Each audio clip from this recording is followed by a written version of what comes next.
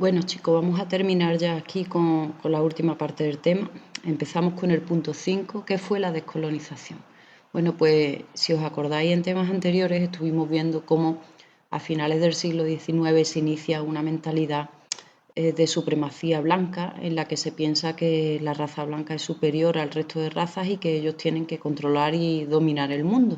Se inicia ese llamado imperialismo, en el que se empiezan a ocupar territorios del mundo como África, en Asia también, donde no había gobiernos, digamos, estables o absolutos, como los europeos o el americano, y en esos países o en esas zonas territoriales, pues se va imponiendo el dominio de ciertos países, los países que están controlando ese país, digamos, desde la metrópoli de Europa, ¿no? Entonces habrá grandes imperios coloniales como Francia, Inglaterra, Bélgica, Alemania, España también tendrá su parte. Acordaros de Mussolini cuando invade también Etiopía. Entonces, esos países se conocían como las colonias de dichos imperios, formando imperios coloniales. Pues, ¿qué pasa a partir de la Segunda Guerra Mundial? Pues que aprovechando el debilitamiento que hay en Europa, tanto político como económico, en esos lugares va a iniciarse un movimiento en favor de la descolonización. Es decir, va a haber posiciones encontradas porque va a haber gente partidaria todavía de la colonización, gente que se había favorecido de que los colonos estuvieran allí. Los propios colonos que vivían allí no querían la descolonización, pero la gran mayoría de la población que se había sentido oprimida durante muchísimos años va a iniciar movimientos de revuelta, incluso atentados, conflictos bélicos, para conseguir la independencia de esos países. Así que fijaros, factores favorables que favorecieron la descolonización, pues el debilitamiento de las metrópolis, que era la metrópoli es la madre, ¿no? La que controla esos territorios, por ejemplo, del imperio colonial inglés, pues la metrópoli es Inglaterra. Aparecen movimientos nacionalistas en favor de la nacionalización de esos territorios, del sentimiento de nación, de pertenencia a una nación y de ser libres. La ONU será muy importante con su doctrina 1514, que la votarán muchísimos países, creo que 120 países votaron a favor de la descolonización, excepto 9 países que eran imperios coloniales, entre ellos estuvo España, votaron en contra. Pues esa doctrina, ese movimiento en favor de las Naciones Unidas para la descolonización, pues fue también un apoyo tremendo, ¿no? Actitud anticolonial de la URSS y de Estados Unidos, que no tenían países coloniales, y ya sabéis, ellos son ahora los que controlan o dominan el mundo, las dos potencias más fuertes, y ellos van a estar en contra de que haya grandes imperios coloniales, no les conviene, así que van a estar en favor de esa descolonización. Además también, ¿por qué? Porque ellos van a poder ejercer influencia en esos países nuevos, en esos países independientes nuevos que se forman ahora, ¿vale? Oposición creciente entre la opinión occidental frente al colonialismo. Pues esto es lógico, ¿no? Los, los imperios coloniales pues van a tener un gran dominio sobre esos territorios, pero también van a ejercer un control excesivo, va a haber racismo, va a haber discriminación, y entonces en la opinión occidental cada vez más se va a iniciar un movimiento en contra de esa colonización, ¿vale? En los propios países que son colonizadores. Como cuando se inició el movimiento hippie contra la guerra de Vietnam, pues algo parecido, ¿no? En los propios países que son colonizadores se inicia un movimiento para la descolonización. Va a tener dos fases, del 19 al 39, empezando por las colonias que tenían los turcos y los alemanes, y a partir del 45 empiezan con los países asiáticos primero y después con los africanos. La última será Sudáfrica en los años 60 ya, dependiendo del imperio inglés, y ahí es donde se va a iniciar el apartheid, el llamado apartheid, porque allí la descolonización se hace porque la piden los propios blancos, los propios colonos que vivían allí, se independizan de su metrópoli y ellos son los que van a formar un país independiente. Aquí tenéis las etapas del proceso descolonizador, las podéis ver en el PowerPoint. Un mapa con los países que se van independizando, también lo tenéis aquí. Aquí tenéis a personajes tan famosos como Gandhi, protestas también dentro de los países para la independencia. Y aquí veis una serie de imágenes que nacieron o que se dieron en esa época. Y fijaros, pues aquí tenéis a una persona vestida, digamos, con la indumentaria, la ropa típica de los africanos y cómo están echando a los colonos, ¿no? Los están barriendo en el mapa. Esta, el año pasado le dimos mucha importancia cuando la trabajamos en clase porque aquí tenemos un sitio protegido, lo veis, es como una especie de campamento, una señora vestida al modo occidental, un señor también al modo occidental con el típico gorrito de explorador y aquí están saliendo los distintos niños, el Congo, lo veis aquí, ¿vale? Se ve muy mal lo que ponen cada uno de ellos en las bandas, pero son países libres africanos y los están mandando afuera y a un mundo lleno de leones. ¿Qué quiere decir esto? Pues que esto era una de las opiniones en contra de la descolonización porque pensaban que si los colonos se iban de allí, pues estos países quedaban a la merced del mundo que los iban a devorar. En verdad pasó algo así, porque estos países una vez que perdieron el control de las metrópolis, pues perdieron gran parte de su desarrollo, muchas industrias se cerraron, etcétera, etcétera.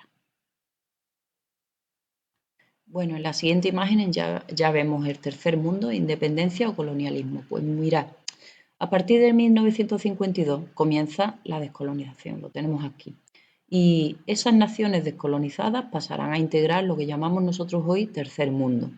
¿Qué son el tercer mundo? Pues eran países pobres con escaso desarrollo que no se integraban en el bloque comunista ni en el capitalista y en 1955 tuvo lugar la conferencia de Bandung, muy importante, donde esos pueblos empezaron a mostrar su opinión sobre todo este proceso y empezaron a pedir su soberanía, su libertad, la defensa de su cultura, rechazo a la intervención extranjera y también expresaron que ellos no estaban a favor de ningún bando, ni del bloque comunista ni del bloque capitalista.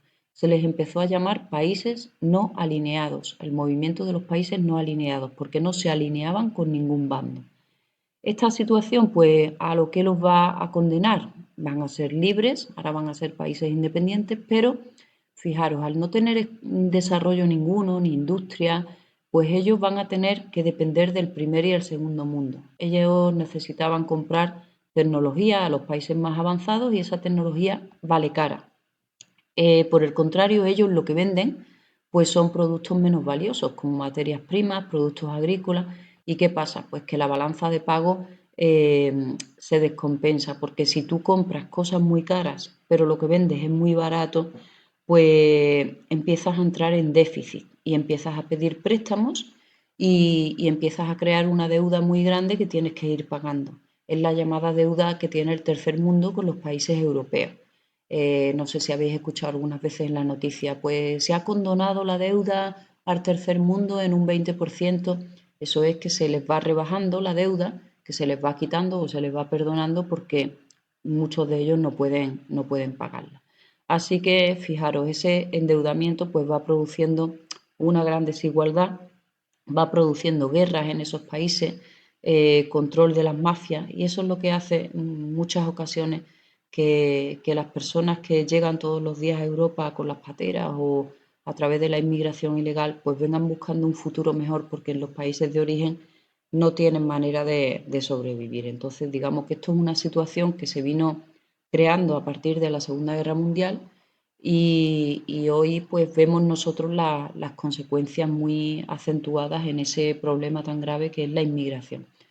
Eh, Llegamos a nuestros días, pues bueno, con esa desigualdad extrema, países pobres que no logran desarrollarse ni superar su endeudamiento, tienen muchas deudas, no son capaces de pagar y es lo que os digo, ¿no? Conflictos armados, violentos y también en esos países pues hay falta de libertad y democracia porque están, como os he dicho, controlados por mafias. Aquí tenéis el tercer mundo en rojo. Esto es un mapa muy antiguo porque ya hoy aquí hay muchos países que han cambiado de color y también aquí hay muchos países que han cambiado de color. Nadie duda ya de que Rusia o China son primer mundo, ¿vale? Aunque tengan todavía faltas de libertades o de derechos sociales, pero lo son. Aquí tenéis, pues bueno, las consecuencias de ese tercer mundo. Aquí tenéis la India, África. eh, no tiene comentario esa imagen, ¿no? Aquí tenéis imágenes de la conferencia de Bandung de 1955, donde esos países antiguamente colonizados se reunieron y mostraron su opinión sobre sus ganas o sus ansias de ser países independientes, libres, que no los controlara ningún extranjero y demostrarse también como fuera de la Guerra Fría, ¿no? Ni partidarios de un bando ni de otro. Este es el movimiento de países no alineados y aquí tenéis algunas imágenes que también salieron en aquellas épocas, ¿no? Pues cómo desde el primer mundo pues estamos vaciando al tercer mundo y cómo los estábamos, digamos, arruinando, ¿no? Aquí tenéis imágenes del colonialismo y del nuevo colonialismo que ahora se inicia, porque fijaros, si antes se hacía a través de esclavos que llevaban al colono y lo portaban en andas, ahora esa especie de esclavos, pues lo que llevan son productos para la exportación, productos baratos, como materias primas, productos agrícolas, pero también, ojo con esto, porque aparecen ahora minerales que son muy valiosos para, sobre todo, la fabricación de nuevas tecnologías, ¿vale? Como el coltán, el litio, bueno, el hierro sigue siendo valiosísimo, el carbón, el cobre, y todo eso África tiene en grandes cantidades. Aquí lo tenéis también, ¿no? Esta imagen es muy actual.